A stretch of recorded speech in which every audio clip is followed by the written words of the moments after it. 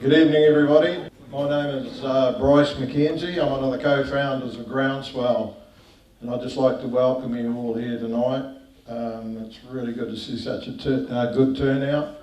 We've had terrific response at Alexandra, Wanaka, massive crowd in Gore today, and this is equally as good, so thank you all for turning up.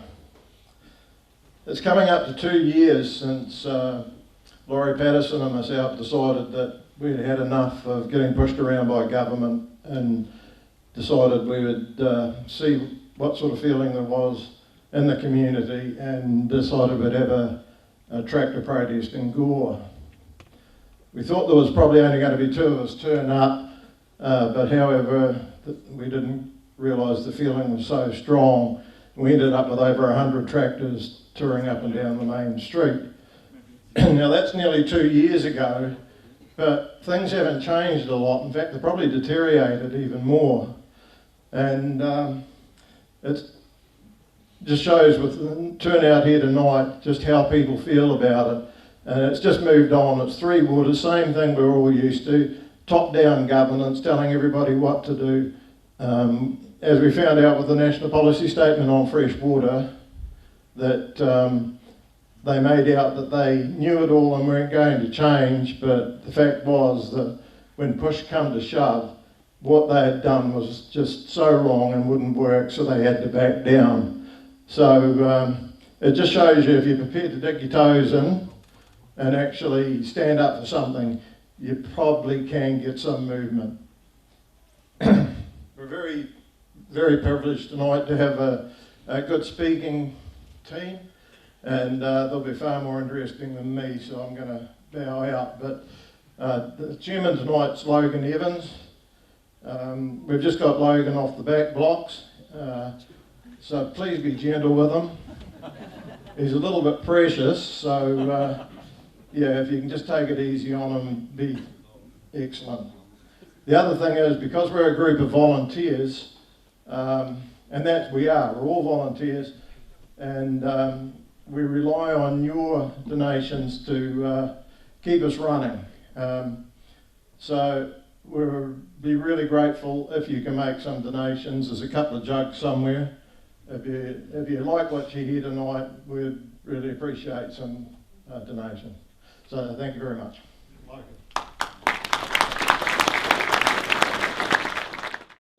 Good evening, ladies and gentlemen, and welcome to our we're on to our fourth event as we head around Otago and Southland.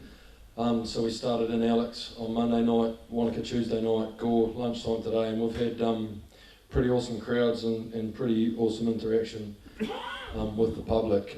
We've got a pretty good lineup for you tonight. So yeah, I hope you appreciate it and enjoy it. So me and my family farm 20 k's west of Gore in the Otameta Valley. We're sheep and beef farming, and we see ourselves as food producers. We're really proud of the fact that we produce food for the country and food for the world. Do we have any other food producers present with us here this evening? That's a pretty strong showing. Now, do we have anyone else in the crowd who holds down a job, pays their taxes, pays their rates, and generally just contributes to the community? Come on, you all do that. Don't be shy. Is there anyone here tonight who enjoys eating food? So this is something that we can all agree on. We can all come together and agree that if we as people don't have food, we're in trouble. We need food, we need shelter. As long as we've got that, the population will be sweet. So it really scares the shit out of me when I see government legislation coming through that suggests they're going to control our water. We need water and soil, and we're sweet. So this leads us into the focus of tonight's meetings. The focus is to use 3 waters as the catalyst to highlight the loss of local democracy that we feel we are currently experiencing in New Zealand. yeah, as far as Three Waters goes, Groundswell's stance on this is that no ratepayers' assets should change hands without our communities having the opportunity to vote via binding referenda.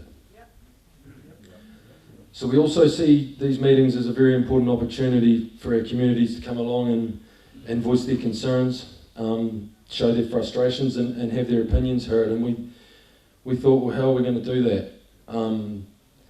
So we come up with the idea of a democracy card. Now you all had one of these on your seat as you walked in.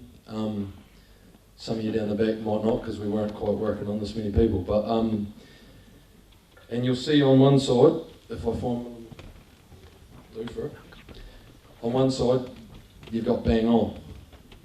So if I'm talking about something and you agree with me, I'd love to see quite a few bang ons and let me know that I'm on the right track, because otherwise I don't know, I could be going wrong. That's good.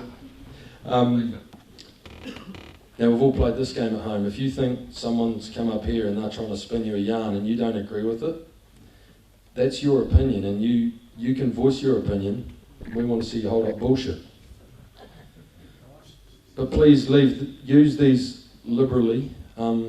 We have had a few instances at the last meetings where some people have come up here and there's been a lot of bullshit signs, but then there's been a fair bit of heckling. And we'd like to keep that to a minimum. Just use your signs and it'll be good, because once the heckling starts, it's quite hard for everyone to hear what's going on. It got a wee bit out of control today. So the order of proceedings for the evening, we've got Peter Williams. He's a very well known ex-broadcaster. We've then got an opportunity for any councillors that are present or the mayor. If anyone there's present, they will have a chance to come up and address the crowd. Hopefully listen to the crowd. Would be good. We've then got Chris Romero. No, we haven't. We've got Nobby Clark joining us via a pre-recorded video. If my PowerPoint presentation goes, Nobby will pop up there. He's the ICC Deputy Mayor. And then Chris Romero from Refreshing Local Democracy. Now, a lot of you may not have heard of Refreshing Local Democracy. This is a new group that's just emerged in New Zealand, and these guys have got some pretty good stuff. I think this thing's got teeth, and that can be the solution for all of us here tonight. We can actually make change if we can get this thing off the ground. So without further ado, I'd like to call up Peter Williams. I don't think he needs much more of an introduction than that. We all know who he is. He's a good man, and I think you'll love what he's got to say. Thank you, Logan. It's lovely to be here tonight. Boy, I just can't believe how large this crowd is, which follows on with the outstanding turnouts we had in Alexandra and Wanaka, and then at lunchtime today in Gore. I'm here tonight representing the Taxpayers Union. The Taxpayers Union is an organisation dedicated to monitoring government spending and highlighting government spending waste. In the last few years, that's been like shooting fish in a barrel. I may once have been in the media. I am no longer. I probably never will be again, based on three things: my age, my race, and my gender. And the fact that in my last job, which was as a radio talkback host, I was not afraid to criticise and question government policy, not just on this issue, but on other issues as well. The government at the moment is the biggest single advertiser in the commercial media through the Ministry of Health. It's also making direct cash contributions to large commercial media organisations like the New Zealand Herald, Stuff and MediaWorks. So you know that we have a serious issue in this country at the moment. It's called a media literally bought and paid for. And don't let anybody tell you any different. The so-called public interest journalism fund is a classic case in point.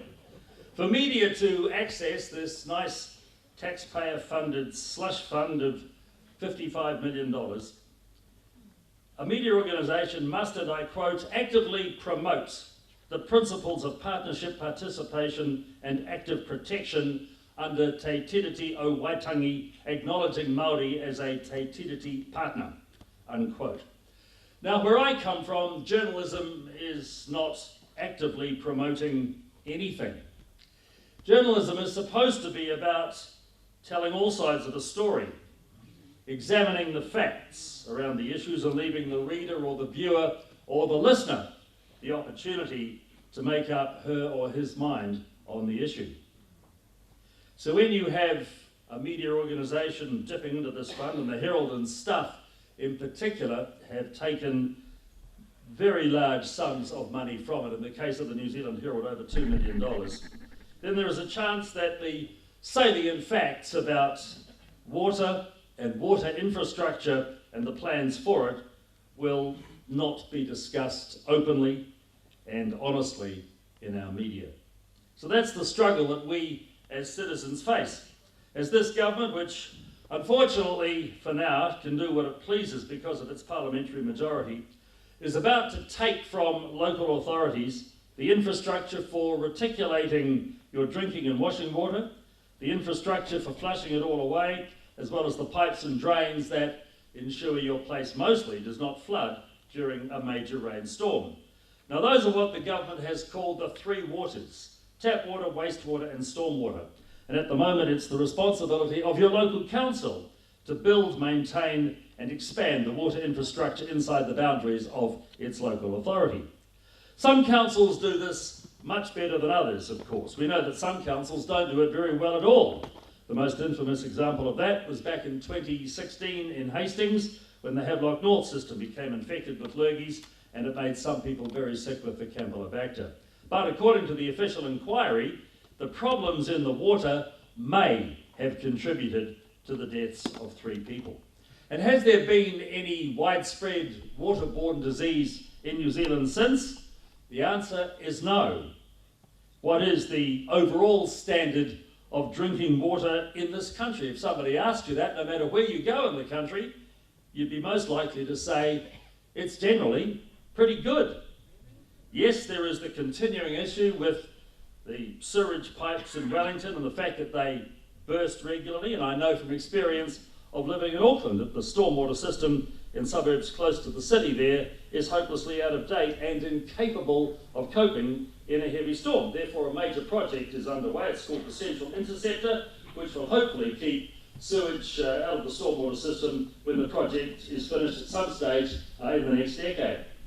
Mention of the Central Interceptor, though, has been noticeably absent during discussion of 3 waters. Auckland's water agency, Water Care, is well aware that there's a problem with the ageing pipes there, so it's spending $1.2 billion to build a 15-kilometre long sewage tunnel underground downhill from Grey Lynn under central Auckland out to Mangere and the sewage ponds out there. The point is that Auckland's Water Care knows full well there is a problem and it's doing its best to fix it. Water Care did not need a regional water entity formed by Wellington bureaucrats and politicians to tell them that a major piece of sewage infrastructure had to be built. They could do it themselves. Some other councils are well aware there is some serious work needed in various places around the country, but not everywhere. However, this government seems to think that all problems can be solved in this country if they, and only they, run the show. Hence the desire for centralisation. We've seen it with the polytechs, haven't we? Some of them, like the ones in Otago and Southland, they were going just fine. We're seeing it in health. Yes, there did need to be some rationalisation with the unwieldy DHB system, but a completely new centralised entity, as well as a Māori health authority, doesn't seem either rational or fair to the majority of the population. So as a consequence, we're spending $500 million to restructure health, and how much of that is being spent on more doctors and nurses? Hardly any at all. According to this government, the only way to solve the issues regarding water infrastructure and the investments needed to upgrade and expand is to centralise. Therefore, the water pipes and the treatment plants developed and owned by 67 local authorities and their predecessors for well over 100 years, will be taken off those councils and put in the hands of these new water entities. And there'll be 4 of them across the country. Now, the government disingenuously says they will still be owned by the councils who paid for them in the first place. And to prove it, they will give the councils shares in the new entities. But it's a complete ruse, it's a fallacy.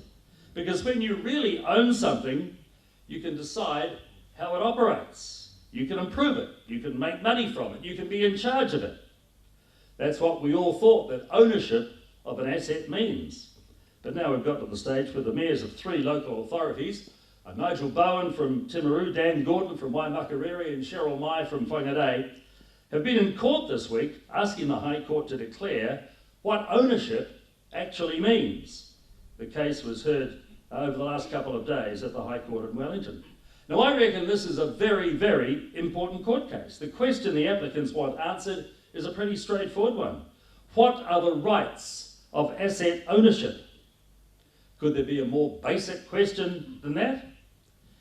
At the moment, the government's plans to govern and manage these 4 water entities will take away almost completely the rights of your councils to make any decisions at all about either the operations or the future investment in the water infrastructure in your local area. And here's how the government has structured the operation and governance of these 4 water entities. For a start, the water entity boundaries are based on iwi area boundaries. Down here, we will be part of water entity D. It covers almost all of the South Island except for Nelson and Marlborough. And why is the South Island, the entire South Island, not one entity in its own right? Could it possibly be that Ngāi Tahu, as the dominant iwi in the South Island, are not influential in the Nelson and Marlborough area? I would say quite probably. So the 4 water entities are set up, and even though the government has told us the local authorities will have ownership of the infrastructure through their shares, they will have no real say on how water services are actually delivered in their area. So who will be making the decisions? I'll try and explain it to you, but bear with me. For a start, each entity will have a regional representation group. There'll be 12 people on these groups. 6 of the 12 will be appointed, presumably by the government, from the local councils. But in this area, in Balclutha district, your council will be one of, I think it's 20 or 21 local authorities merged into Entity D. So the councils will have 6 people on the regional representation group, and there is no guarantee that anybody from your area, your council, will be one of those 6. The other 6 members of the RRG will be iwi representatives, presumably in this part of the country appointed by Ngāi Tahu. Then, in a crazily convoluted setup, the regional representation group will appoint and monitor an independent selection panel, which will in turn appoint and monitor the boards of directors at each of these water entities. Are you confused? I think you're supposed to be. And in a last-minute sop to local concerns, the minister in charge of all this, Nanaia Mahuta, says we will now have sub-regional advisory panels to the regional representation groups. Yet another layer of bureaucracy. But the kicker is that these sub-regional advisory panels are also to be a mix of local council and iwi appointments. In other words, yet more co-governance. And just so that you can have no doubt about what the most important qualifications will be for membership of the board of directors for each water entity, the Cabinet, following Nanaia Mahuta's lead, has decreed that the board must have, quote, general collective competence in understanding the principles of the treaty and Mataranga Māori, Tikanga Māori and Te Ao Māori, and include members on the board with specific expertise of Mataranga Māori, Tikanga Māori, Kaitiakitanga and Te Ao Māori with respect to the delivery of water services, unquote. I don't know about you, but it seems that knowledge of Maori myths and the Maori worldview is far more important as a qualification for membership of these boards of directors than knowledge of, say, engineering or finance. Because if we do need to spend billions of dollars upgrading our water infrastructure across the country, wouldn't engineering and financial skills be the most important disciplines that a prospective governor of these assets should have? And not only will iwi have 6 out of 12 members on each of these regional representation groups, any decision these groups make about, for instance, the selection panel for the board, any decisions the group make must pass with a 75% majority. So it's very obvious that iwi interests will be at the forefront of any decisions made about each of the Three Waters entities. The claim by the local government minister that local authorities will continue to own the water infrastructure is, in my opinion, nothing more than a fallacy. Let's see if the High Court agrees this week. So if local authority representatives can have no majority on the decisions of the regional representation groups, then they can have no control over who selects the board and therefore who will govern the water entity. In other words, their rights as owners will have been completely taken away. To quote Gary Judd QC in a recent article, the Three Waters proposal has been deliberately designed to give iwi and Māori the predominating governance influence. Bear in mind that getting a return from an asset is a right attributable to an owner. Therefore, the proposal would confer on iwi and Māori, but no one else, a direct attribute of ownership. Let's get back to some basics here. Fresh water is, of course, a natural substance. It falls from the sky. It collects in our rivers and lakes. Life without water is impossible for everybody. Water is not exclusive to anybody, not exclusive to any race, any ethnicity, any religion or gender. Water is for all. Nobody can own water. John Key said exactly that, and logically, who can argue with him? British common law, which New Zealand adopted after the Treaty of Waitangi back in the 19th century, said naturally flowing fresh water is not owned by anyone, but is treated as a public good. And that is still a legal position in New Zealand today. It is logical and easy to understand. It's a position which should have been confirmed by the courts of this country. But our learned friends in the judiciary have put water ownership through the complicator way too often. And that's led to the ridiculous situation regarding Lake Taupo. The most recent deed of settlement between Ngāti Tūwharetoa and the Crown there said the iwi owned the lake bed, the subsoil, and the space occupied by the water, but not the water itself. In fact, the deed says the water remains in public ownership. But because the water occupies space above the lake bed, Tūwharetoa now have the capability to charge commercial users of that water, like launch operators and charter fishing companies, not for the use of the water, mind you, but for the use of the space occupied by the water. I kid you not. So because our best legal minds have not confirmed something as straightforward as public ownership of all fresh water, as British law lords did hundreds of years ago, we have a situation open to all sorts of interpretation, which ultimately has led us to this quite extraordinary attempt to confiscate, without meaningful reparation, billions of dollars in water reticulation and disposal assets built up and paid for over more than a century by ratepayers of communities, for reasons which on the surface are frankly quite spurious. For instance, there are regularly claims that up to 38,000 people are affected by waterborne diseases each year. That figure's just a fiction. It's the upper end of an estimate from the Ministry of Health about the number of water-caused gastro-infections each year. The actual evidence says we have about 17 waterborne GI outbreaks each year, affecting on average about 145 people each. That's 2,400 people each year, not 38,000. There is no evidence whatsoever to say that between 34 and 38,000 New Zealanders get sick from waterborne diseases each year.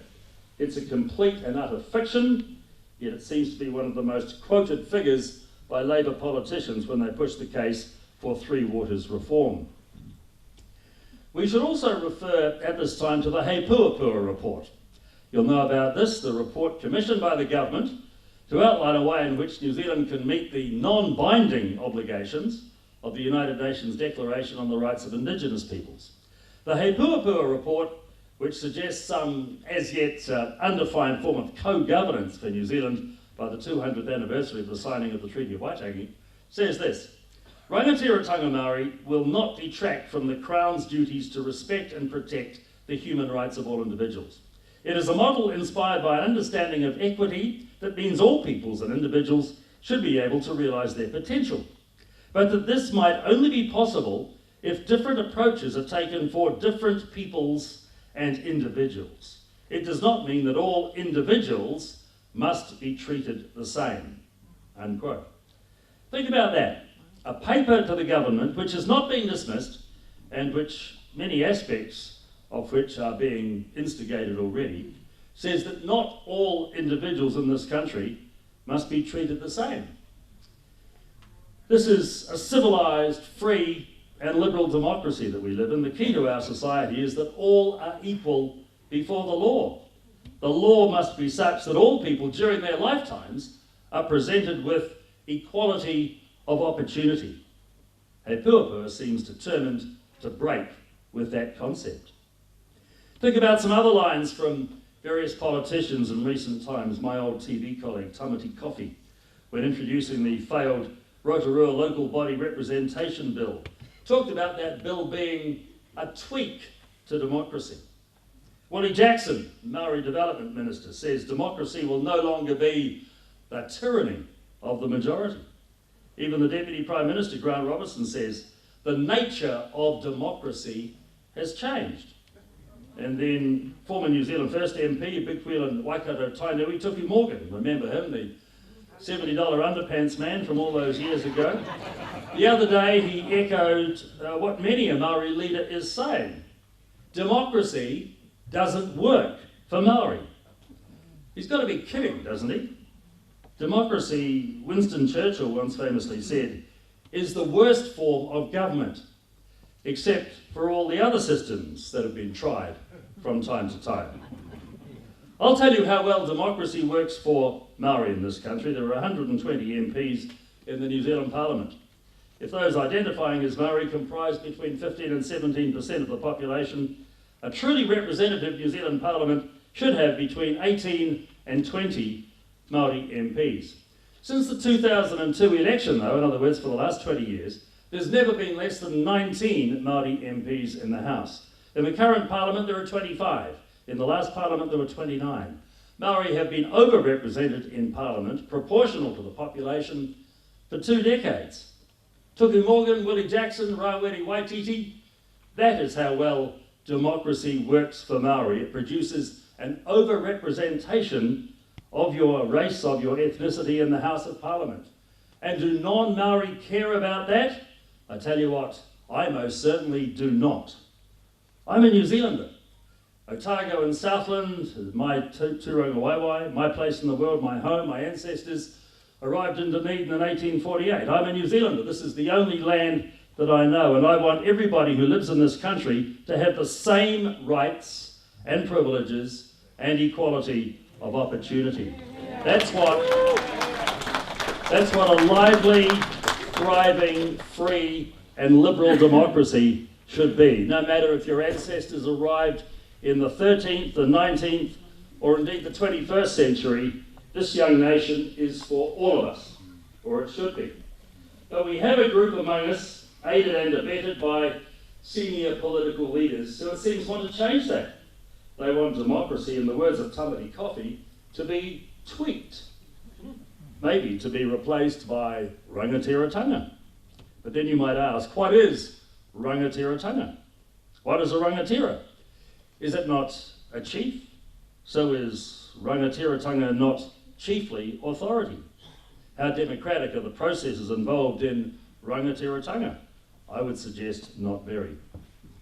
And then specifically on the matter of water, Hei Puapua states, increased Maori rangatiratanga will require considerable resourcing and capacity building. If Māori are to exercise governance power, there needs to be support for this, and it may take time. Tikanga Māori will evolve and develop to greater application in the modern world, but it will also require support. The Crown's main contribution to capacity building will be in resourcing. There are multiple streams from which financial contributions might be sourced, including, for example, levies on resource use, where Māori have a clear interest, if not a strong claim to ownership, such as water. Could that be any clearer? The He Puapua report suggests in the kindest and most gentle way that the Crown should resource Māori and iwi capacity building towards so-called self-determination by putting a levy on water use, because Māori have a strong claim to ownership of water. The concept, in my opinion, the concept of Māori ownership of water must be challenged, and it must be challenged strenuously. Water is a naturally occurring phenomenon. It has been falling from the skies for millions of years over these lands, before the arrival of the first peoples, and to again quote John Key, nobody owns the water. It still falls from the skies to the tune of around about 600 billion cubic metres every year in this country. In fact, our biggest challenge should be to capture and reticulate more of it, this wonderful natural resource, get it all over New Zealand for the benefit of us all and not for one particular ethnicity. That judges in this nation's courts could even contemplate a concept such as ownership of fresh water is frankly just beyond me.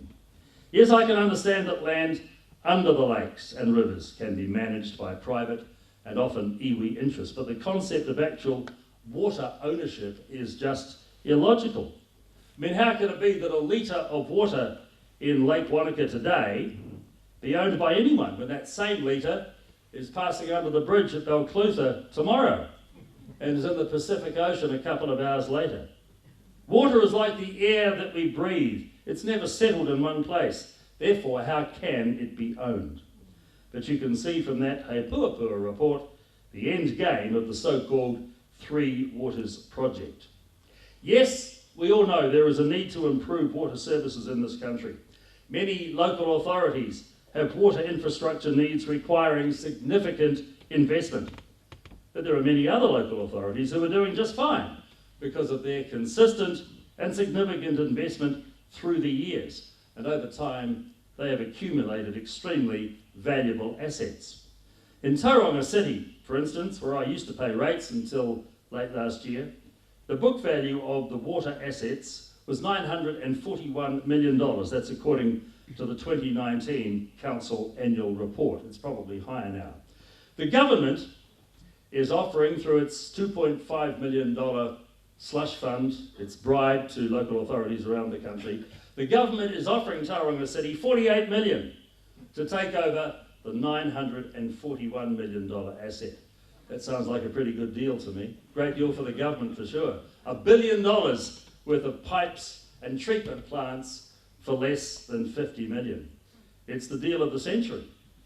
And once they have the asset, of course, the new water entity, and up there it's going to be Water Entity B, it can then no doubt levy the poor ratepayers of Tauranga even more than the $2.52 per cubic metre per 1,000 litres of water they currently charge you for water use in that city.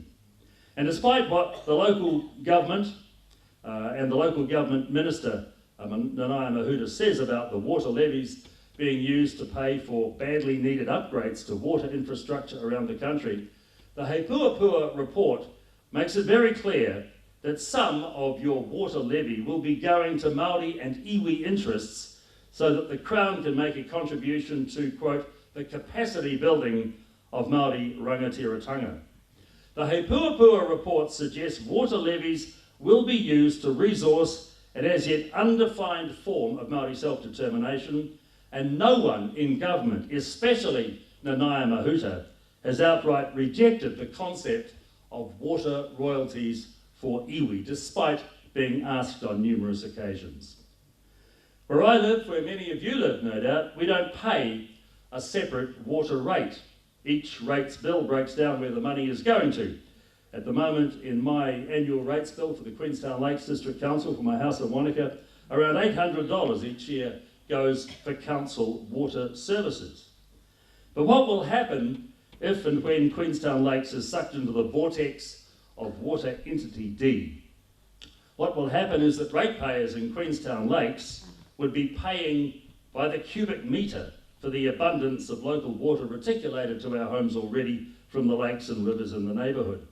And if we start paying a separate water rate to Water Entity D, will there be a matching reduction in our annual rates bill from the Queenstown Lakes District Council?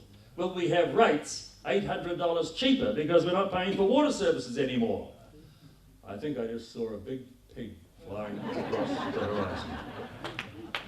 What's more, some of that money, every time we turn on the tap or flush the toilet, some of that money will be going to the He Puapua plan to fund Māori self-determination. Is that fair? Is that logical? Of course it's not. It must not be allowed to happen. It must not be allowed to happen. Water is for everyone. Water cannot possibly be claimed as a taonga. Article 2 of the treaty agrees to protect the chief sub-tribes and all the people of New Zealand in the unqualified chieftainship of their lands, villages and all their treasures. Surely it's a step too far to suggest that water, that naturally occurring gift for all of us, without which life could not exist, is to be regarded as a treasure or a taonga. In my logical, linear mind, to suggest otherwise is just patently absurd. The land I live in, I want to be one where we have equality of opportunity, freedom of movement, freedom of expression. We have a proud history of continuous liberal democracy dating back to the first New Zealand elections of 1853, becoming the first country in the world to offer universal and equal suffrage 40 years after that. That unbroken run of equality for all in this country is under threat, I believe, by various government initiatives, including Three Waters. But with the exceedingly valuable water assets of the nation under this threat of government confiscation, it is surely now the time for us to act, to protest loudly to your current local council and to vote in this year's local body elections only for candidates who oppose the Three Waters reforms as they stand at the moment. You must say loud and clear that you do not want your pipes and sewage system owned by government-appointed entities with the ability to take even more of your hard-earned money than is the case right now. The Taxpayers Union is backing and funding the Water Users Group action against the government to challenge Three Waters. The crux of the case is that Nanaia Mahuta says she has advice from Crown law that co-governance of her Three Waters entities is required by the Treaty of Waitangi. But just where is that Crown law advice? And what exactly did it say? The advice Ms Mahuta says she's relying on has never been made public. Did Crown law actually say it, or is the Minister just making things up? And that's what the Water Users Group case is all about. The claimant, the WUG, the Water Users Group, wants the courts to examine the Minister's reasons for instigating Three Waters, and if the courts agree that the Minister got the law wrong, to say so. Now that cannot necessarily stop the government proceeding, because if it has the numbers, it can change the law, as it's done in the past. But if the claimant is correct, the WUG is basing its actions on a legal falsehood. And what government would do that a year out from an election? This one. Not surprisingly, mainstream media have not reported extensively on the challenge, but the Taxpayers Union has been supported by literally thousands of New Zealanders to fight this cause. If you have donated, thank you. If you'd like to consider supporting the cause, go to taxpayers.org.nz and follow the links. This is a hugely important time for the future of New Zealand. If Three Waters happens this year because of the Labour Party majority, brought about, by the way, by action doesn't like, called democracy, it must be rescinded by any incoming National Party-led government. Thankfully, the National Party's new fence-sitter-in-chief, Christopher Luxon, finally issued a statement late last week saying a new national-led government would repeal and replace the Three Waters legislation. Sometimes I say thank heavens for small mercies. Yes, there does need to be aggregation and improvement of the country's water services in some places around the country, but it must be done in a far more efficient and a far more targeted way, and not through 4 central government imposed water entities. A couple of things to note just before I finish. If there are any community leaders here tonight, Balclutha councillors or local board members, I would love you to sign the placard off to my left. We call on the Prime Minister to protect local democracy and stop Three Waters. We have 2 National Party MPs with their signatures up there already, some councillors from various places that we have been in the last 2 or 3 days. We don't have a mayor with the signature up there yet. That's our big plan before this tour is finished. As far as the Taxpayers Union is concerned, the TU shop is open at the door. Your chance to get some Stop Three Waters merchandise, some pamphlets, some t-shirts, signs, etc. And of course you can sign the petition. My final comment is this: to have assets worth billions of dollars seized by central government in the name of the Treaty of Waitangi is a step way too far for this New Zealander, and I would hope for you too. To paraphrase the Prime Minister, let's stop this. And more importantly, work out a more efficient way of upgrading our water pipes. Thank you very much.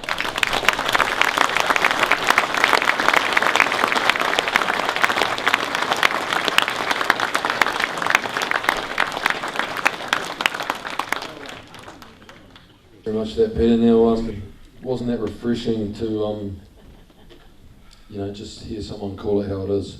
Yep. We've all heard of bring back Buck, but I reckon we should almost start bring back Pete.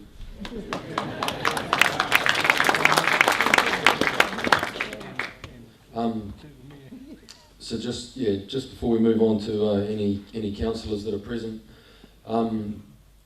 Peter touched on the 50 million of funding that it's funding, it's not a bribe, that our media receives. Just if you guys feel that you may not be getting, a balanced view, there are other media outlets out there. Has anyone in the room heard of the platform? Yeah. Chuck that in your phone and have a look at that. Those guys put a pretty balanced view out there. They had Bryce on there the other day and they grilled the shit at him. So they're not letting anyone away with a free ride. If you want a more balanced view, check that one out. Are there any councillors present in the room that would like to say a few words? We've got one from down the back here. Yeah, come on up, mate. We haven't got a mayor here that would like to speak.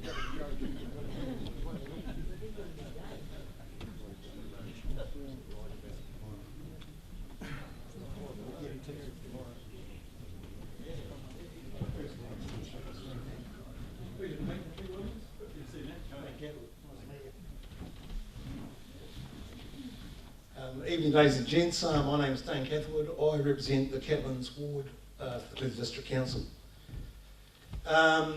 Three Waters, been a massive topic. It was a closed shop, and we dealt with it through council. It wasn't a topic for the public, and I actually took quite a great interest in it. And then of course, whenever it got to the stage where we could actually consult you, the public, we got mandated by our current government. It pissed me right off, actually. The public deserve to know how it's all going. Here. So anyway, we've got to this stage now where they're pushing through and we're trying to negotiate, and there's this board, that board, every other bloody board.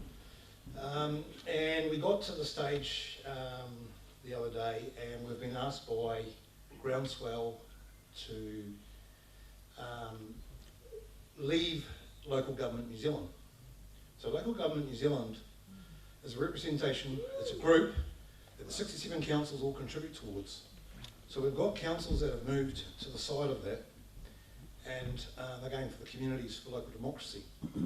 So they're the ones that are saying, no, we don't want three waters. Now, Local Government New Zealand is the conduit to your government.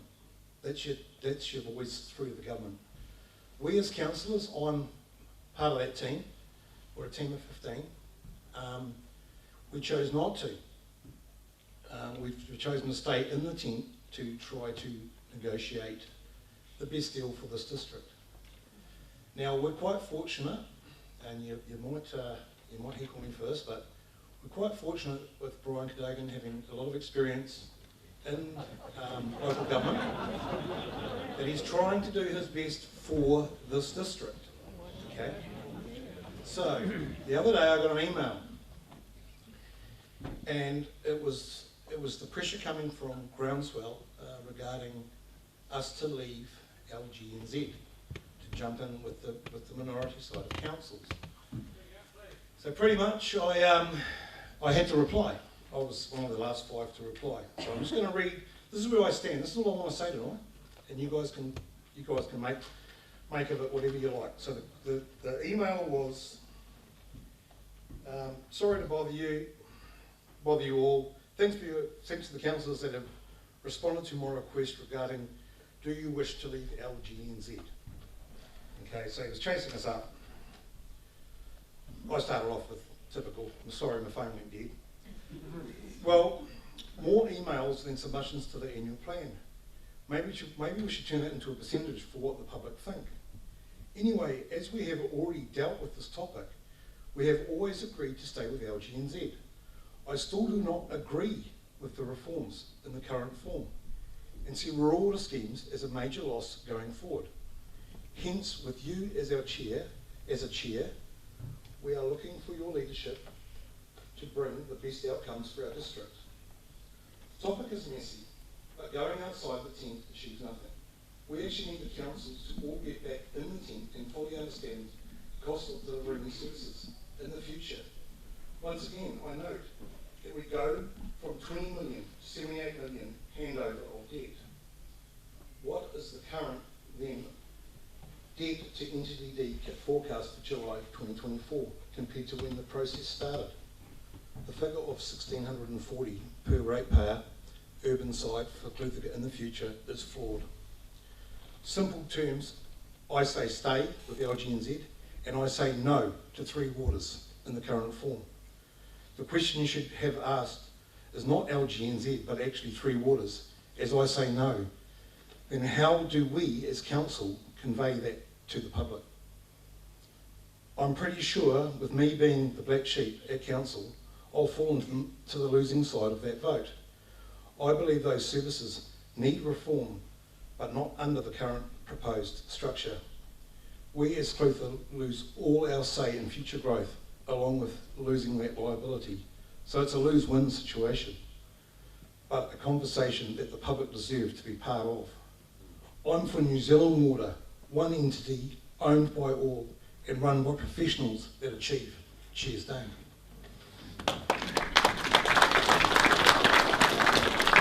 And I'll just make one last comment. So what I've heard tonight is it's been pretty brilliant, pretty eye-opening. I do need to sharpen up my reading on the Hua Pupa report.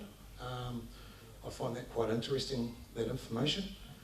But going forward, the bit what I say about the liability side of it, you've got to understand in the Balclutha district. So when I got onto council, we had 5 sewage plants that hydraulicked in our district due to lack of maintenance, and we got taken to court over it by the RRC, and we got fined $500,000, and we were insured for that liability, which cost us, the ratepayers, $5,000. So when you think about it, we're a population of just under 20,000. We have 11 plants in the district. We have plants that are outside their consent. We are struggling to have a plant that meets all the parameters of the regional council. So you have to take into perspective that we actually need reform. We have not been able to perform the duties to you, the public, and bring decent wastewater services, stormwater services, and potable water. We've got a lot of boil water notices in this district, so we have to be very sensible about how we think about this whole reform. I totally believe we need reform, but I totally am against the current structure of the reform. Thank you very much for getting up and speaking. My concern is with LGNZ, they had a document that did state that they would side pretty much with the government regarding the three waters, so how can we trust our councils to stay within LGNZ when they've gone against us as people for that? So there was a document that was stated that they signed in agreement that they wouldn't oppose three waters. Yeah, so then you want to go outside, so then how do you have a voice to the government? So you've got to, but how do you still got to have a voice. But how do you have that if you can't trust them because they're going against? Well, you've got to get that majority to stick by their ratepayers, don't you? You've got to build a team, you know. So yeah. Mate, is it pointless to have a voice if they're not listening? So to make a point heard, you either believe the tent. Is that more powerful for a Make statement? them go to your tent. Yeah, like by believing that is your statement. By having a voice, they're not listening to your voice. Yep, so I'm just going to reiterate.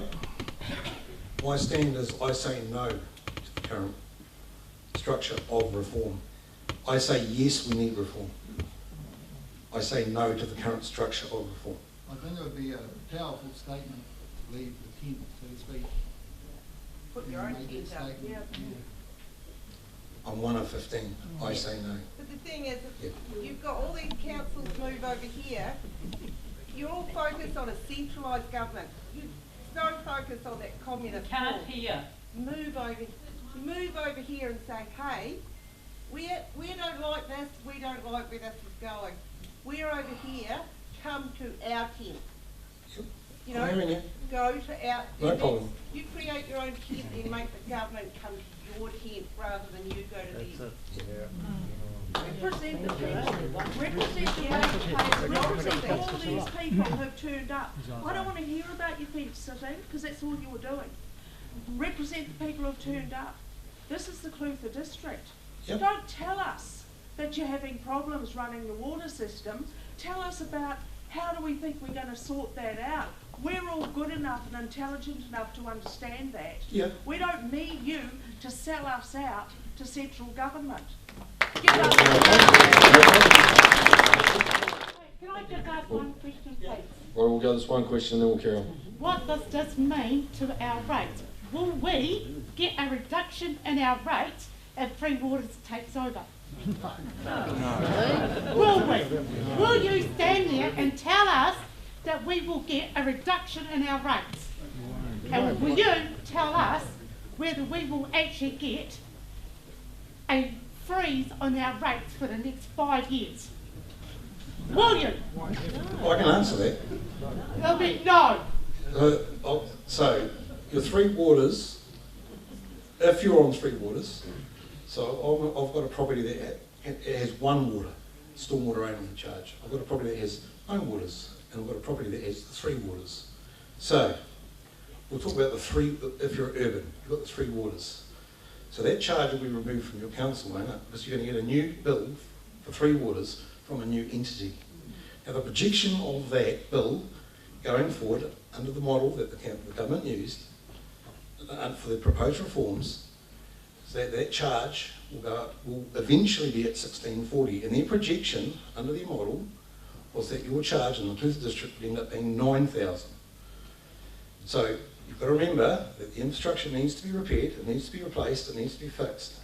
Is it cheaper to be part of a big entity, or is it better to stay out and go it alone? We're not going it alone. You just gotta make There's good. other people, there are other councils, the councils for democracy are Yep. not going it alone. Okay, so don't tell us that, please. No, I'm just saying that pretty much you just have to understand. You're in a district. We'll make an example. Okay, so Owaka, 250 residents. 250 residents. Let's say there's 200 houses. Let's say there's 150 houses. You've got to go and replace that sewage treatment plant, the water treatment plant, where you're going to be spending thousands per annum just paying off that infrastructure. But we'll own it. Yeah, exactly. Right? Exactly. Yep, I totally agree. At least we're But owning we it own it now. and we'll control it. So will we expect a reduction in our rates? Yes. But you're still going to get a new bill from your new identity. So your rates bill will go down. Overall, will you have a reduction? No. We will hold you to that. Right, guys, thank you very much. Hey, please show this guy the respect he deserves for standing up here and talking to you.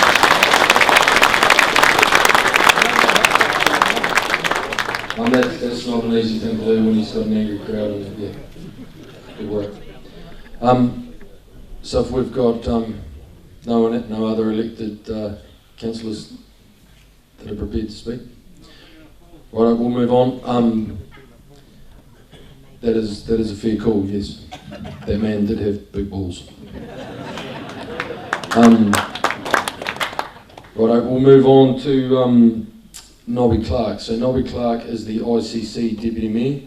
He's going to be joining us via a pre-recorded video. G'day, I'm Nobby Clark. I'm Deputy Mayor of Invercargill City Council. And I'll speak today about my opposition to Three Waters and the reform that's been pushed through by the government. And this is my personal view because our council is very much split in the middle on this issue. So I'm opposed to the reform on 5 levels. The first level was the dishonesty of the Minister and Cabinet around how they dealt with this issue. So early on in the piece they gave us 2 months and they said to us, we don't want you to consult with the community at this stage, we want you to give your concerns to us, we will respond. We will then give you some information that's specific to your area so that you can go out and talk to your community, and at any stage you can opt out. What we subsequently found out is that prior to making that commitment to us, the Minister and Cabinet had already decided to mandate the issue and take away our rights to consult with our community and to opt out if we wanted to. The second area of concern for me is the he pua pua by stealth approach by this government. So for those interested, they should read that document. It's all about co-governance, and it's important when it comes to Three Waters because while the issue of ownership is important, and the most important issue on this is not ownership, but on the control itself. So a very simple example of that is most people don't care who owns the bus that runs around and picks people up in the city. They just want to know that it arrives on time and that the cost doesn't escalate. And when I've challenged central government and the Minister about why we have a 50-50 shareholder split in these new entities between iwi or mana whenua and the general population via the councils, we get the answer that it's a treaty expectations, and I don't know where treaty expectations takes away the right of one person, one vote. It gives rights to mana whenua, but not that it's gone too far. And I also don't understand as part of that why we have a South Island entity and yet Nelson, Tasman, Marlborough and the Chatham Islands are excluded because they are in opposition to Ngāi Tahi over some treaty claims. And the design of this program should not be dictated by internal conflict within iwi. The third reason why I'm concerned about the ongoing issue is the issue of government control of our democracy. And there's no secret that the government has an annual $55 million media fund, which it uses very carefully to couch conversations around sensitive issues like the ones that we're discussing today.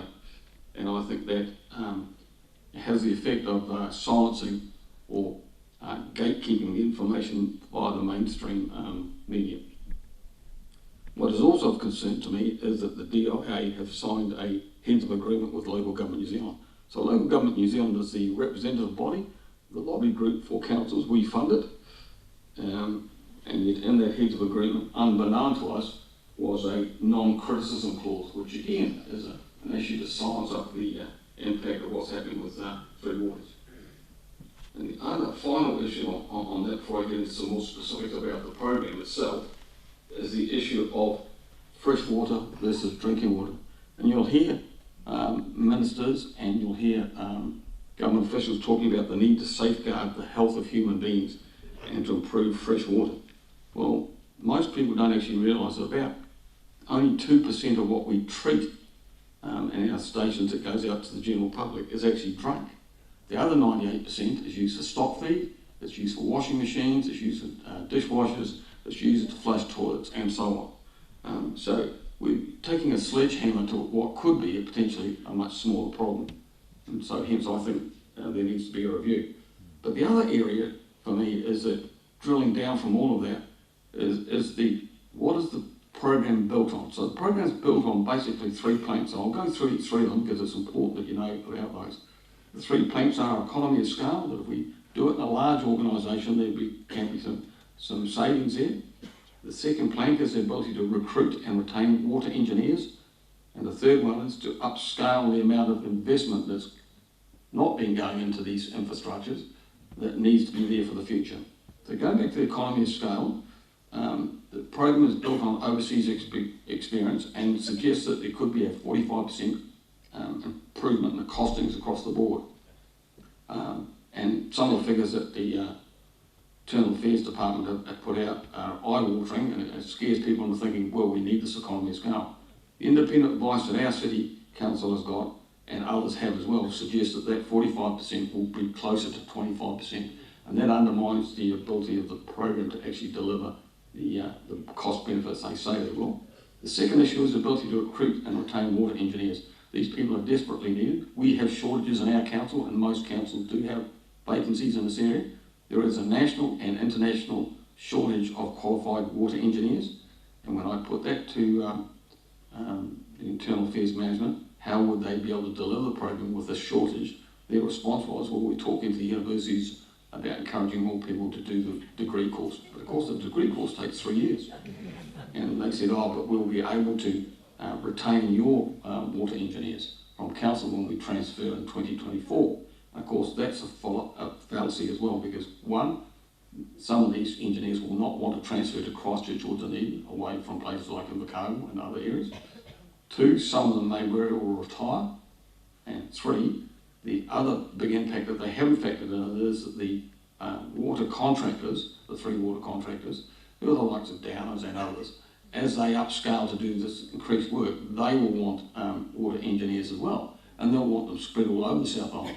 So they'll be quite happily tapping on the shoulders of our staff saying, do you want to join the ranks? And the chances are the private sector will pay better pay rates anyway. And the final issue, which is the major concern, is the ability for the existing 3 water contractors, which are the independent companies who do the work for us now, to upscale. And the DIA say they need an upscale of about 200%. And a survey about a year ago of the major players within that field in New Zealand said they could only upscale about 20%. So I put that to the Internal Affairs Department staff and said, so how are you going to get over that shortfall? And because that shortfall creates 2 areas. One, you won't be able to deliver, and the response to that is we may need to recruit some international players to come into the market in New Zealand. To me, that isn't good for New Zealand. We want our work to be done here by New Zealand providers, that if they make a profit, which they will do, the profits will stay in New Zealand. So that was one issue. And the other issue was, if you have a shortage of contractors to do the work, will they tender, because a lot of this work will be tendered annually, for the big metros? So will a company do Christchurch and Selwyn and other areas, and will the small rural areas out in the Mackenzie country and around Southern District lose out because people will not want to transfer staff across long distances, or will not want to put depots in small towns? And their response to it is, oh, we'll try and contract them and to do that work. But logic would tell you they won't. If they've only got a capacity to do 10 jobs a week and there's 50 up for or 40 up for grabs, they'll cherry pick where they want to do it. So that undermines their ability to do that. So I can get asked quite a few questions about where to from here. I'll come to that in a minute. But I guess there's from a government perspective, there are some bits of information that they are aware of that they don't tell us about. And I've prompted them many times to be upfront and honest with the community about this, but they don't want to talk about it. So the most contentious issue is this program, this reform, is built on what they call user pay. So user pay basically means houses will have water meters. Now water meters are very controversial. The research in New Zealand shows that when you look at places that do have it, and our local example is Central Otago, but they've had them in Watercare and Auckland, which is massive, and Kaipara and Whangarei and places like that as well. The ones that have had it, there's been opposition for them to come in, because what it says is you will pay for what you use. It's a little bit like a power meter. And so what that over time does is it keeps the cost down. If you want to be careful on how long you have a shower and how many times you use a washing machine a week, you can save some money. If you don't, then you'll pay dearly. And so I've asked them, how much does it cost to put a water meter into a house? And if we know how many houses we've got in our geographical area, we can work out what the cost of that is and why don't you have that into your forecast going forward. And they won't provide that, but I know what it is, and it's not huge. But the research now clearly shows, if you look at Watercare in Auckland, which is connected up to about 1.6 million of our population, Auckland residents per capita use about 25% of the water annually that citizens in the South Island use. And the logic of that is, because you're paying for it, you have to be careful. If you're not paying for it, away you go. Now the downside for us on that is, we've had a serious drought in South Island recently. And that drought has impacted. We've come very close to turning off taps and things in recent times. So the water meters are contentious, but the government won't go there. They say they're leaving it up to the water entities to put that in, and that's not good enough. They need to be upfront about that. The other large cost that they're not disclosing to us is the conversion of water waste into land. So at the moment, 89% of the discharge treatment plants in New Zealand discharge to a river that leads to the sea or to the sea. Now, there's been a big push by government to make sure that all discharge goes to land. And certainly Ngāi Tahu locally have said they will challenge any renewed consents that are going to water again. So we have significant costs. And in some areas, some of the more rural areas, there are lots and lots and lots of small treatment plants spread all over the place. Each and every one of those is going to have to be discharged to land, and that is not an easy or cheap exercise, but the government won't factor that in and tell us what it's all about. So I guess there's two big costs in there that they keep out of the equation because they know they're contentious, and that's not good enough going forward.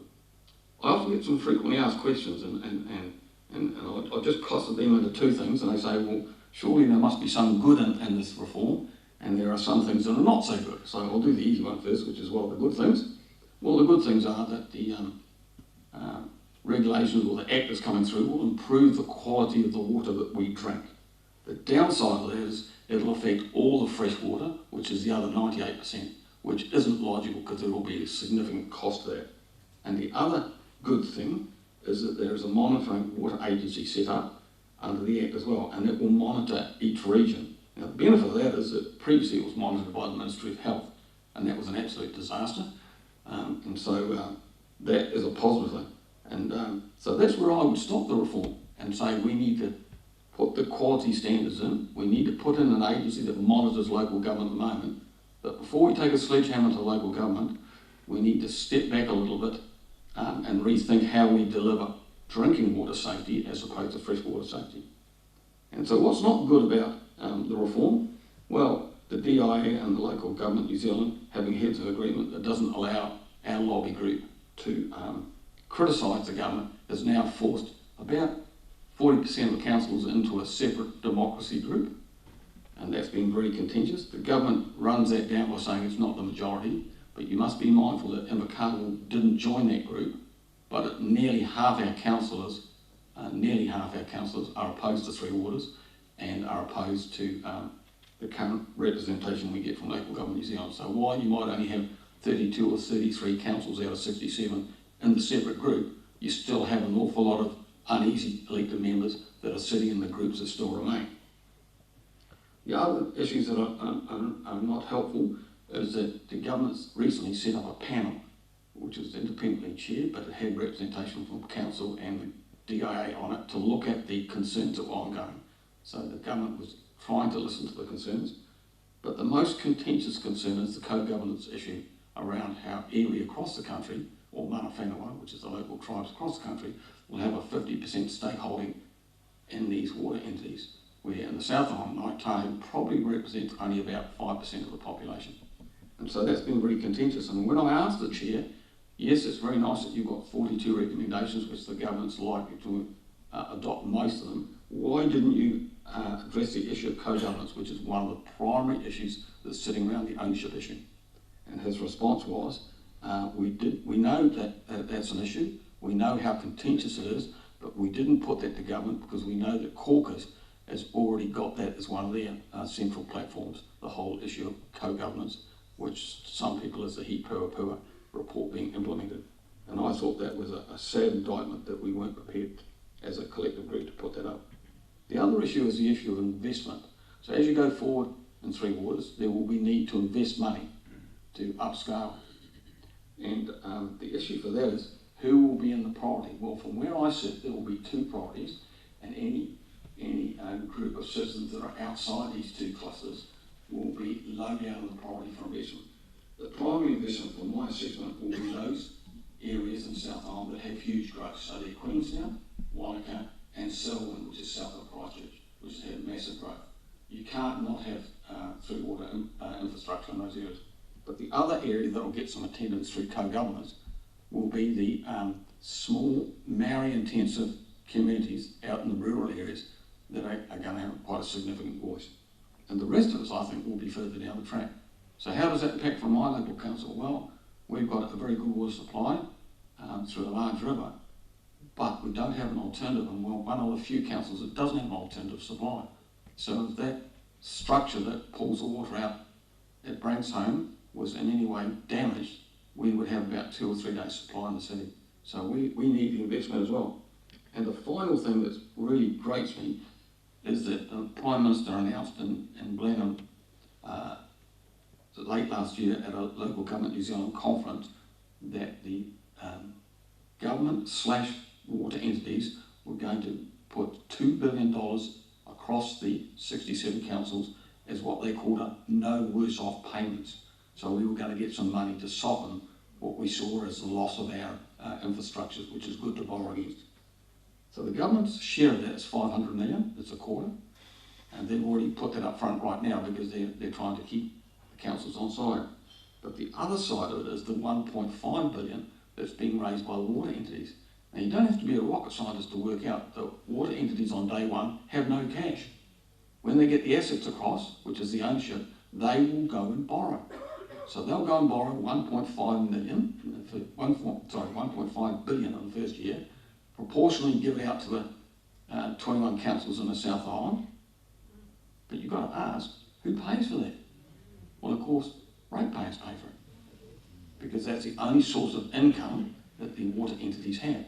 So they will borrow against the assets that we already own and are being transferred, give it to us, there will be interest on that borrowing, which means that we will, as our rates go up over the next 6 or 7 or 8, 9 years, we will pay back the money they're giving us. Well, that doesn't seem like a very good deal to me. In fact, I think it's just absolutely dumb. And so that's the final area that I think's not right. And as a final reflection, I think we need to stop what we're doing and rethink through the implementation beyond the monitoring. And the other thing that we need to think about is that some councils can stand alone, like the professional advice that we got from consultants and experts, and we got 2 sets of it, and 1 set internally as well, said that Invercargill City, because of its good track record in investing in infrastructure, could actually stand alone. We don't need to cross-subsidise other areas, because the downside of all of this is that some councils have done extremely well, and those will get very little investment in the short to medium term, and they will subsidise the other areas that haven't done well. They've used their ratepayer money and diverted it off for new museums or new stadiums or whatever. So that's a dilemma for those that have done well. And so we need to be really mindful of that. So we need to stop to it, and the only way to do that is to keep lobbying.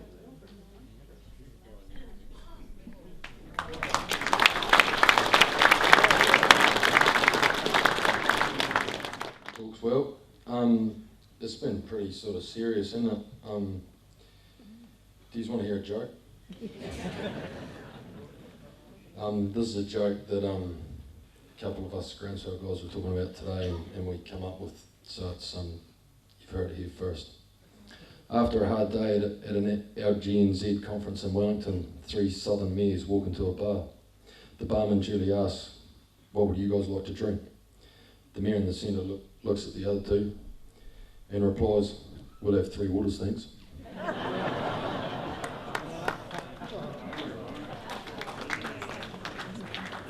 Right, we'll move on to LGNZ.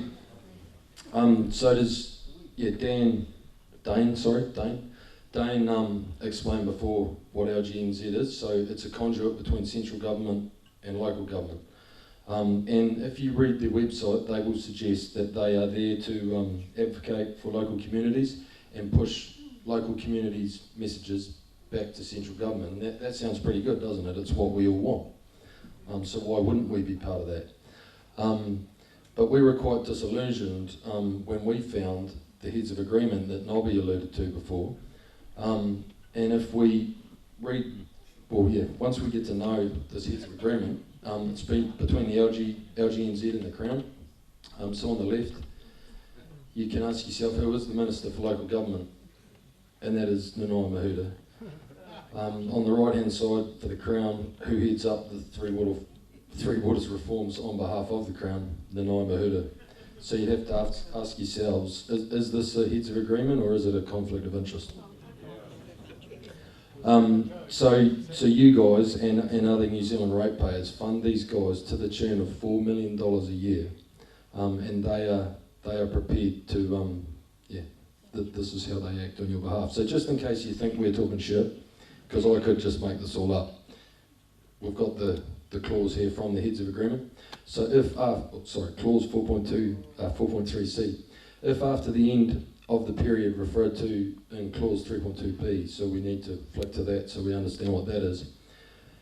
Clause 3.2b, that local authorities will be provided a reasonable period expected to be around 8 weeks.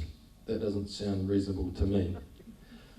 Commencing immediately after the annual LGNZ 2021 conference, to consider the impact of the reforms, including, now I highlighted this, they didn't have it highlighted, including the financial support package, which we've heard a couple of times tonight was it 2 billion?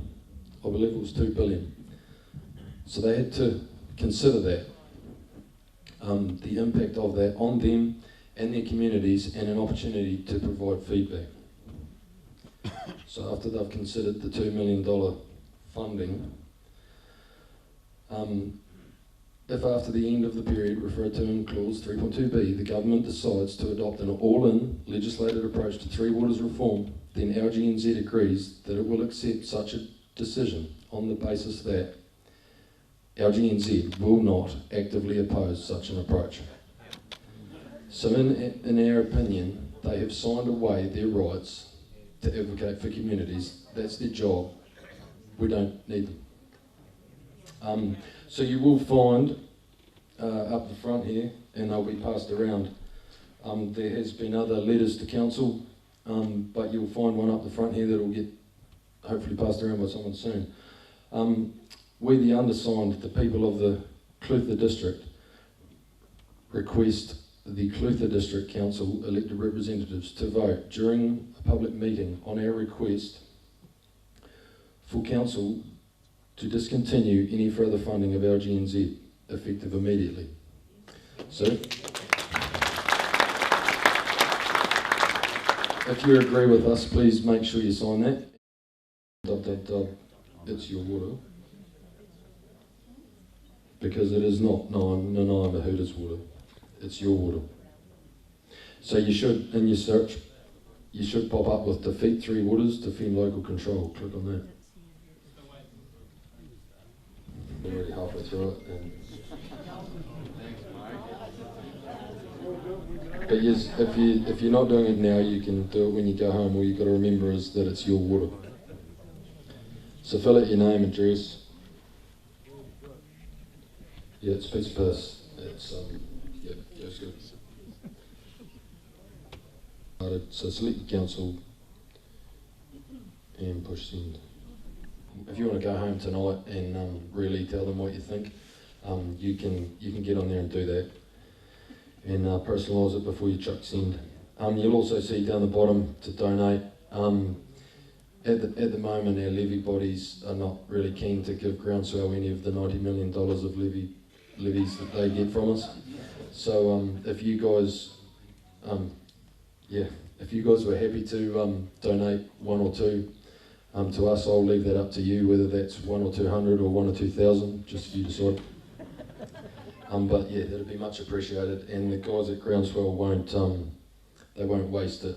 I was trying to get $350 out of them to print flyers the other day, and they're telling me it costs a bit much and could I get a bit cheaper. So it won't be wasted, we'll put it to good use. Is everyone sorted on that? Yep. Sweet. We'll move on. So up next we've got Chris Romero from Refreshing Local Democracy. Haven't seen Chris? Oh, here he goes. So guys, Chris is pretty shy, and he's just sort of getting used to this public speaking thing. So if you agree with what he's saying, please get your cards out, support him. Yeah, make sure he doesn't break halfway through, because yeah, we've seen him almost crack at lunchtime today. And yeah, just let him know what you're thinking. Ladies and gentlemen, Chris Romero. I don't know where you find fellas like Logan Evans, but crikey.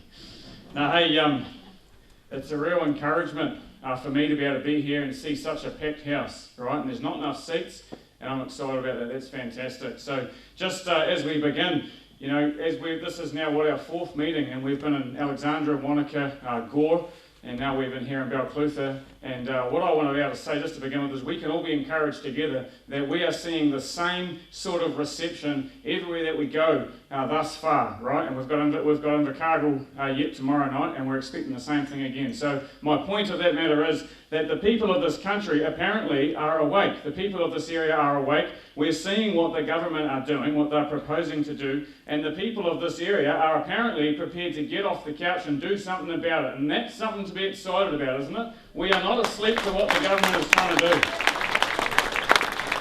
So just as we begin, I just wanted to make sure that we're all of that same mind. That you know, if you see what the government is doing right now with this 3 waters and reforms, etc., and if you find that something that disgusts you, do you know what? You're not the only one. You're in a room packed full of people, and you might have a mayor who sees things differently, but you've got to understand that we the people are the majority, and we the people are not impressed with what this government are doing. Am I right? Yeah. Absolutely.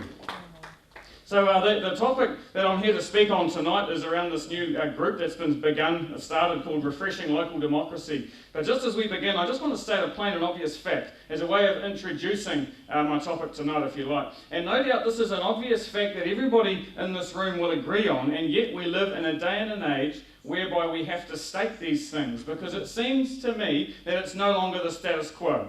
And that is to say this, that we the people are supposed to be the ones being considered. Our opinions are supposed to be the things being considered by those making decisions, whether it be at a local level or whether it be at a national level. Not big business interests, not the international lobby groups, not United Nations, not anyone else other than we the people of this place. And the only ones whose opinions count as far as your local council is concerned is we the people. Do we agree? Amen. Because that is the idea of democracy. Anything else is not a democracy, and we the people should never allow ourselves to become so complacent with the idea that government officials, whether they be at a national level or a local level, can ignore the will of the people. That is not democracy. We will not accept it. Do we agree with that together in this room? Amen. Now, our elected officials at both a national and a local level should take a serious interest in what we the people want. But it seems to me that the opinions of their constituents are not on their priority list at all, and we are continually ignored, consistently ignored, and treated as a mere inconvenience to their establishing of their idealistic dreams. Is that how it feels to you too? And here's another point for you. This 3 waters reform that's being proposed. Are we really of the deceived mind to truly believe that the government really intend that this is a benevolent thing? Is it really about wastewater treatment plants that need to be dealt with? Is it really about aging water pipes in cities that need replaced, etc.? Or is this clearly an asset grab by central government and a clear shift towards an ideological bent to establish co-governance against the clear mandate and clear will of the people? Is that what's going on? So as far as I'm concerned, is there an issue with water assets? Sure, but don't try and distract me from the topic at hand. This has nothing to do with water assets. This has nothing to do with drinking water infrastructure. This has nothing to do with whether or not we're pumping our wastewater onto land or into the ocean. What this is about is a clear land grab by a current government which has, in my view, gone rogue, right? And that's what we're discussing here. So these three waters reforms that we're discussing are just another classic example of politicians running roughshod over democracy, ignoring the will of the people, and outright lying to us in the process as they tell us how good these reforms will be for us, right? But we're not buying it anymore, are we?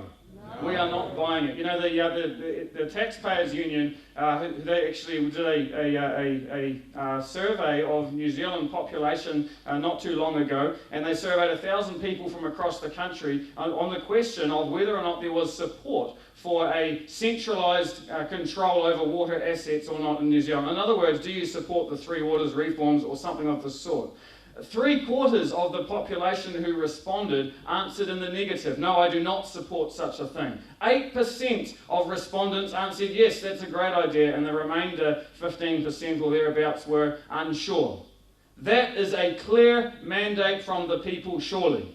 If you're in this room and you're agreeing with what I'm saying, apparently we are the majority, right? This is absolutely the majority of people. And yet, we find ourselves in a situation where the politics in this country has become so disjointed and so corrupt that you have legislation being rammed through in Wellington against the will, clear will, of the vast majority of Kiwis, and then you have local level councils being forced and strong-armed into participation with the government's undemocratic decrees.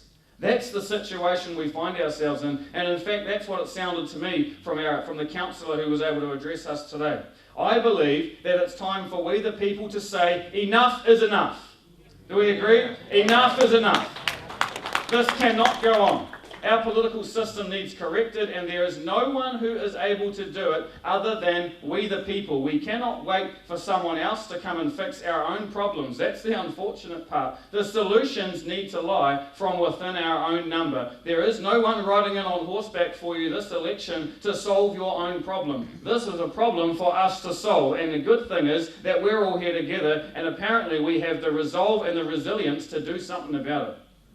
Okay, so we the people must stand up and get involved in order to see these issues fixed. So tonight, as we discuss these things, I see that these issues that I present to you, you see them too. This isn't just me telling you there's a problem and you saying, I'm not so sure if there is. The issue, once again, is not a matter of water infrastructure, is it? The issue that we're discussing here is the lack or the loss of local level democracy, and whether or not the Balclutha district, the residents of the Balclutha district are happy to accept that the government will no longer have to consider the voice of the people. That's the issue at hand. Nothing to do with does something need to be done. That's a Trojan horse argument. The issue at hand is do the people's will, or does the people's will reign? Is the will of the people the thing that counts, or does the government have the right to run roughshod over the top of the people? Well, tonight as we discuss these things, I'm obviously here to share about this new group which has been formed called Refreshing Local Democracy. And the intention behind this group is to see local Kiwis equipped and enabled to stand for office within their local communities and effect positive change. You know, I believe, and I've said for a long time, that local action produces national impact. You cannot change the structure from the top down. It's rotten at the core. We must get into the base of this thing, and we must fix it from the bottom up. And will it be easy? Absolutely not. But we have a problem, and we must do something about it. We believe that local councils should be answerable to the local population. Isn't that revolutionary? Have you ever heard that before?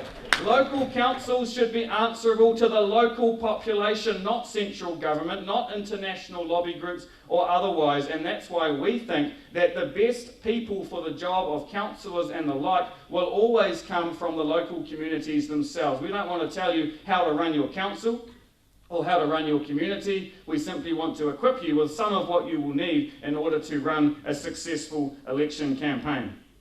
And so I think that the most powerful and effective thing that a community can do is to band together and to select the best people within their area, known within their area, who they genuinely believe would make the best leaders. And as a part of that, requires you to have enough of a spine that you can hear the garbage coming down from Wellington and you can say, but that's not what we're doing here in the Balclutha district.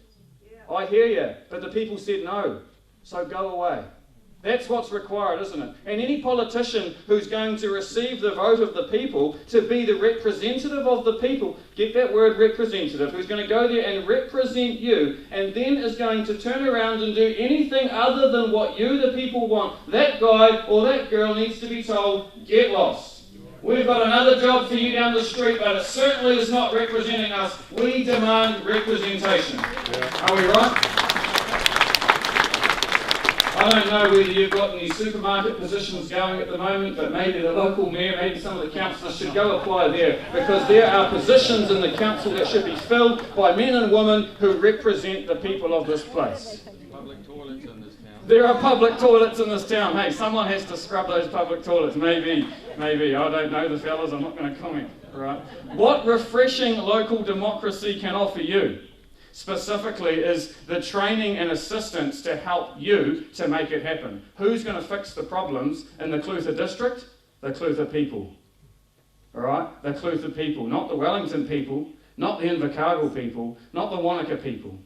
And so the Refreshing Local Democracy offers a training program spread out over 4 evenings via a video call, which you can either set up yourself, or if you're Logan, you can get your son to set it up for you, right? And so it's not much of a commitment, really.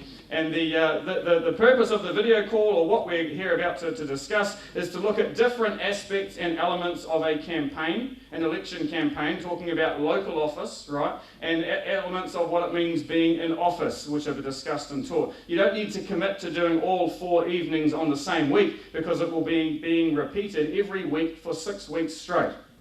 In other words, Monday, Tuesday, Wednesday, Thursday night, we have 4 training sessions run. The following week, we rerun the same 4 training sessions, and again, and again, and again, for 6 weeks straight.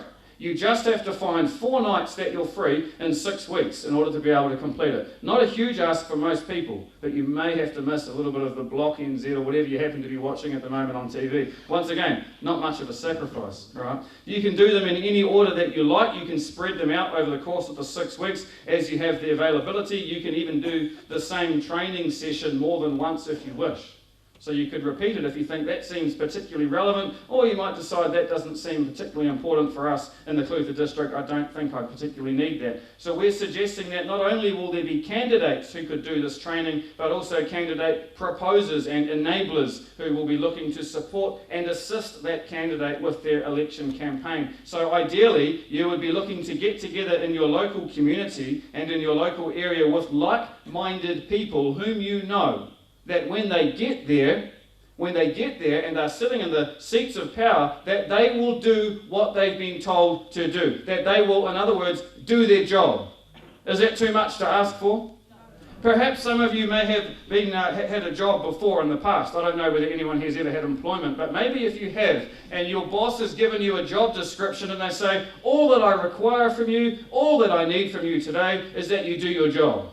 Well, that's what we tell our elected officials too. They simply have to do their job, and what is their job? To represent the wishes of the people. Don't speak down to us. Don't tell us that although you oppose it, we know better. No. If we say no, it's a no, because that's what democracy means, right? And all you're looking for then within your own community are those people, I think we heard the number 15 being called out before, who will genuinely represent the will of the people. And when you find those people, you band together, you pull together your resources, and you support and assist one another to get in. What does it really matter if 5 people from within this room were to do such a thing and to support one another and only 3 of them got in and it wasn't you? Does that matter? No. The point is that you have representation. And representation is what is lacking. You have no representation when your local council has a meeting together with you, perhaps, or without you, because they're too gutless to face you. And they say to you, I know you don't like it, but Mum and Dad know best, and we're going to do it anyway. That's how I speak to my 2-year-old. That is not how you speak to a community of intelligent adults. All right. So far, 21 elected members of various councils across the country have put their support in behind this initiative. That's existing councillors. And there's already 20 people. This is before we started this little journey around, so I should probably get the update. But there's been 20 people currently preparing to stand as candidates within this program. And the idea is that these are people of the same mind. These are people frustrated with the status and the situation of local democracy and national level democracy in this country, whereby politicians willfully and regularly ignore the will of the people. That's something to be excited about, right? And we have an additional 23 other people who have stepped up to be candidate proposers or supporters of those standing, who are also going through the training program. So what might that look like for you? Perhaps you might decide, well, I don't really feel that I would be the best person to run for office because, you know, I'm too honest.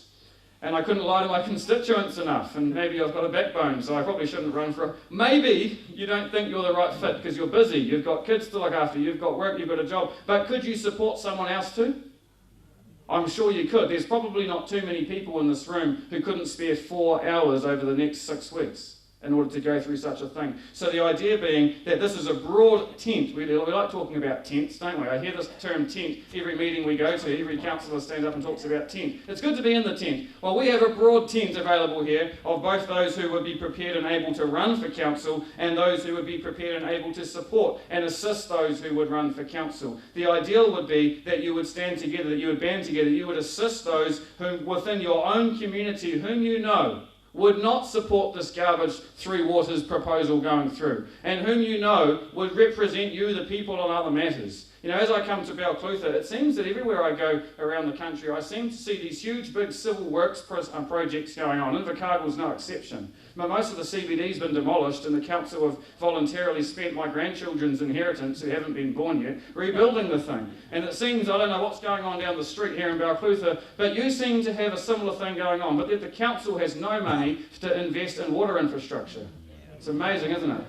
I can't figure that one out. What we're looking for are common sense Kiwis, right? Common sense Kiwis, whether they be farmers or whether they be builders or whether they be electricians or lawyers or accountants or whoever they are Kiwis who represent we the people. And that's all you're looking for. And if you can find those people and you can hunt those people out from wherever they should be in the woodwork and get those people into those positions to represent you, that is the first step in repairing and fixing the mess that we find ourselves in. And is it just the councils? It's not just the councils. It's your board of trustees at your school. It's your local community boards. It's the committee that controls your local halls, etc. We, the people, are going to have to get active. We're going to have to get involved if we want to see these situations resolved. And so, I firmly believe that these issues facing us as a nation and as a community, although they are immense, I believe that the solutions to these challenges are contained within our own communities, not in Wellington. Certainly not in Wellington. I don't even think they're in Auckland. I think they're right here. Perhaps even within this room, this very room here. You know, we've got some resources on the table that we're going to have. I think they might actually be at the back there. My partner in crime's got them somewhere. And I'd challenge you, I'd encourage you to come up to us afterwards to take away an information pack on it for how you could get involved in this, how you could go through this program, whether you're thinking about standing or not. Maybe you're not thinking about standing. Go through this program and support someone else who would. Get involved in your local community, because it's that sort of involvement, it's that sort of participation, and it's that sort of passion that will make positive change in our communities, and that's what we're all looking for, is it not? Yeah. Thank you.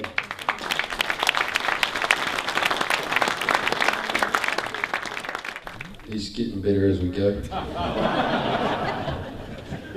Enjoying your support. Thanks very much for that, Chris.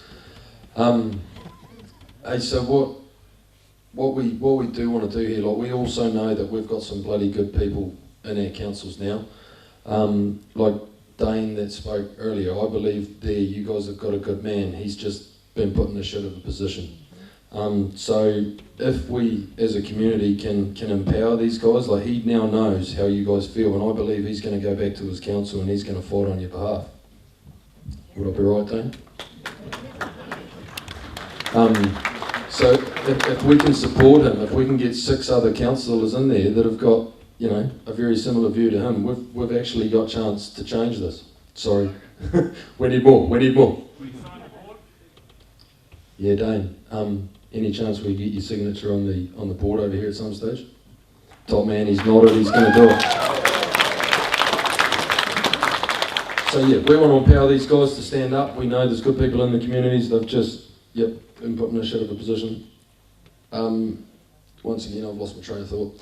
So we'll move on to what, you know, you'll all be sitting there thinking, what can I do to help? Because there's no way that Groundswell, Chris Romero and the Taxpayers Union can sort this. We need your help to sort this out. So you can sign those letters and you can show your support as we present these to Council next Wednesday, 2 p.m. But what is more important is you can spread the word. So I don't know if we've got a tally, but I don't know, there's got to be 300 people here, I'd suggest. So I need you 300 people to go away and tell 4 or 5 people each, and when we present this to Council next week, we're going to have 1,200 people presenting this to Council. Has anyone in the room got access to a few tractors? What we'd like is half a dozen or a dozen tractors to be there, because Groundswell's part of this. We're not the whole thing, but we are part of it, and that seems to be what Bryce likes having there when we do these things.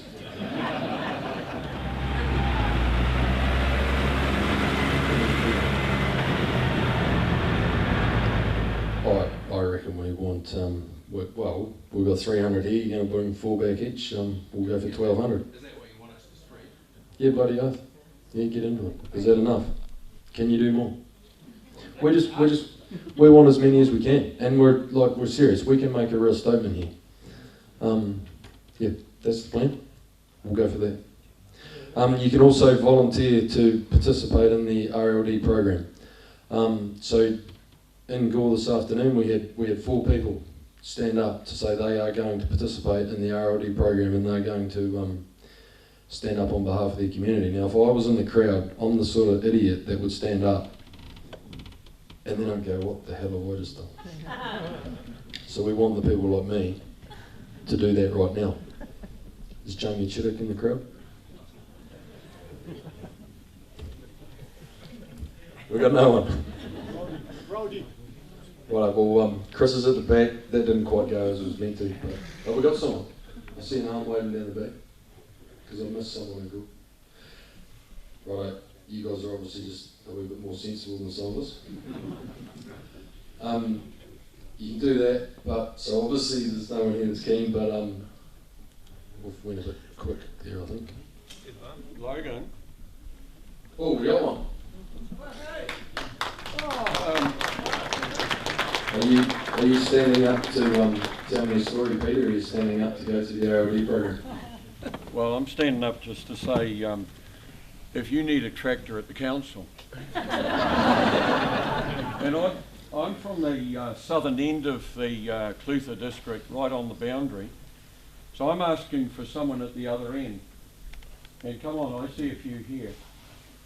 Let's bring that many tractors that all the councillors have to walk to work.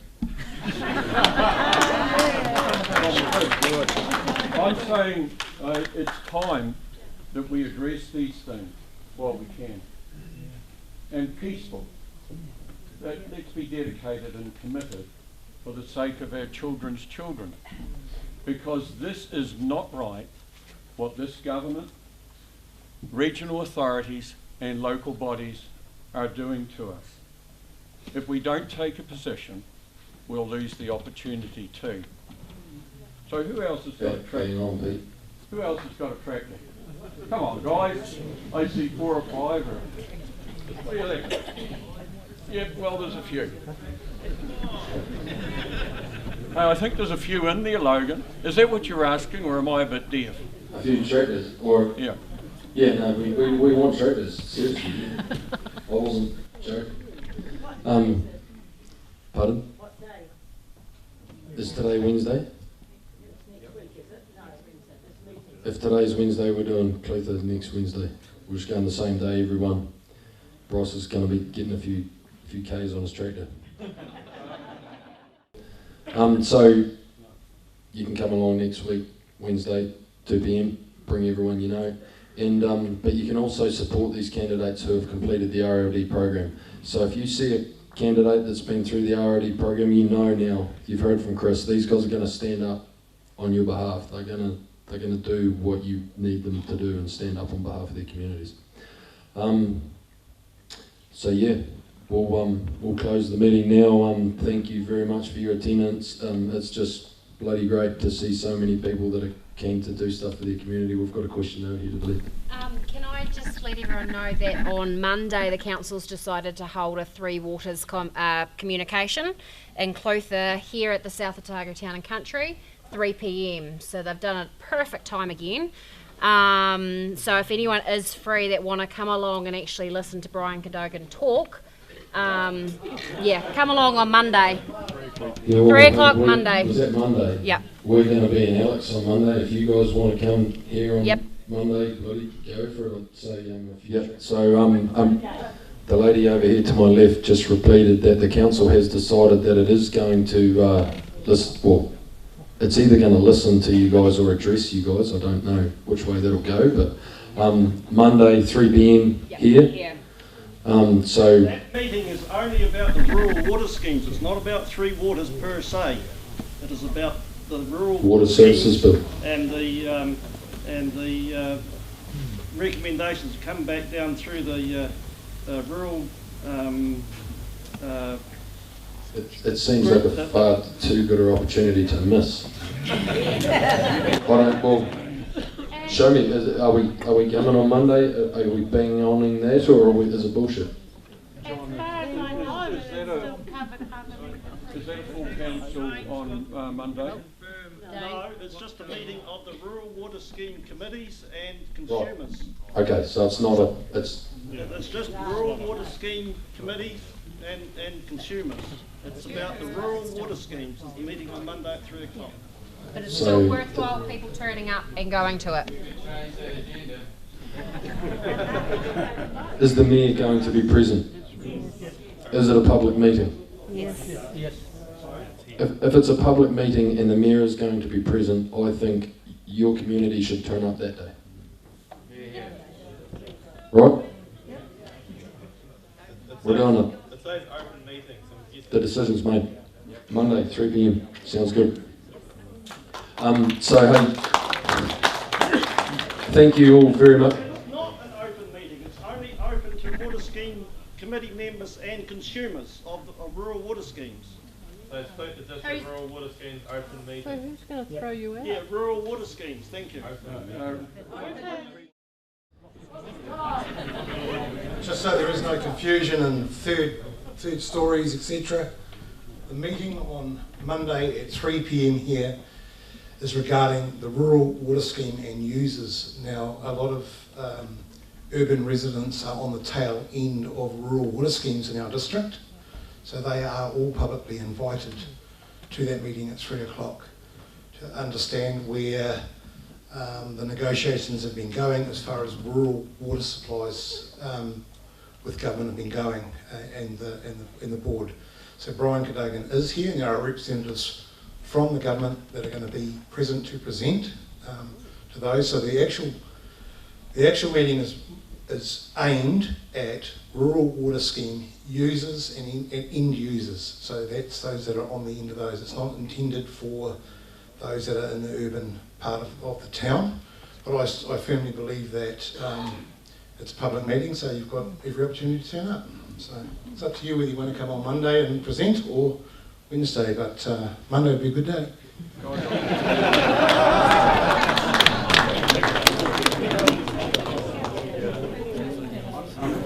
Guys, I'm just going to make a suggestion for you. We need every opportunity to say how you feel about this. At the meeting on Monday, I strongly suggest someone representing the group comes along and makes a strong statement to the Mayor that you guys totally oppose the Three Waters situation as it stands. Make that statement. It is another big opportunity with government representatives. Full stop. Yep. So that everyone's clear, turn up to the meeting on Monday if you can, but we are delivering the letters to Council 2 p.m. Wednesday. Thank you very much for your attendance tonight. Yeah, thanks for the support. If you want to help us out, go on to Groundswell, www.groundswell NZ. And yeah, just remember, it's not Nanai's water, it's your water. Thank you.